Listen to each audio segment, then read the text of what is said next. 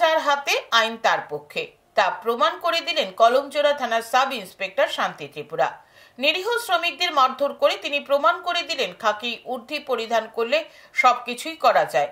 নিরীহ শ্রমিককে মারধর করে তিনি কি ক্ষমতার অপব্যবহার করেননি? কথায় আছে, টাকা যার হাতে আইন তার পক্ষে। এই প্রবাদ বাক্যটিকে সত্য প্রমাণিত করলেন কলমজোড়া থানার সাব ইন্সপেক্টর শান্তি ত্রিপুরা। জানা যায়, কলমজোড়া থানার অন্তর্গত পুটিয়া রহিমপুর SHBI ইট ভাটায় কাজ করতে আসে বহিরাজ্যের কিছু শ্রমিক।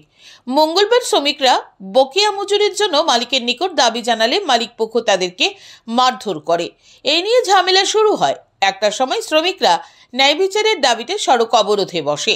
ঘটনার খবর পেয়ে ঘটনাস্থলে ছুটে যান কলমজোড়া থানার সাব ইন্সপেক্টর শান্তি ত্রিপুরা।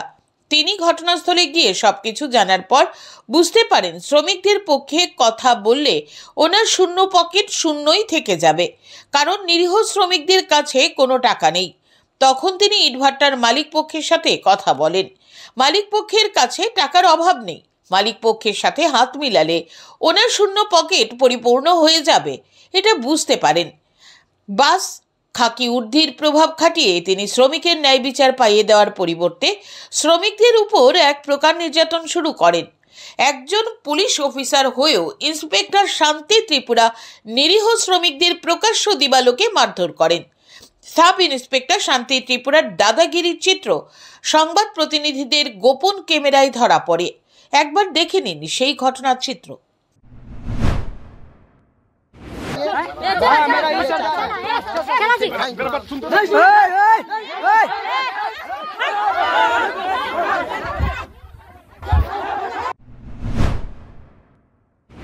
এই ঘটনার ভিডিও দেখার পর বিভিন্ন মহল থেকে প্রশ্ন উঠতে শুরু করেছে, এটাই কি আইনের শাসন? রক্ষক যখন ভক্ষকের ভূমিকায় অবতীর্ণ হয় তখন সাধারণ মানুষ কোথায় যাবে? প্রশ্ন উঠছে। সাব ইন্সপেক্টর শান্তি ত্রিপুরা নিরীহ শ্রমিকদের মারধর করে ক্ষমতার অপব্যবহার করেননি?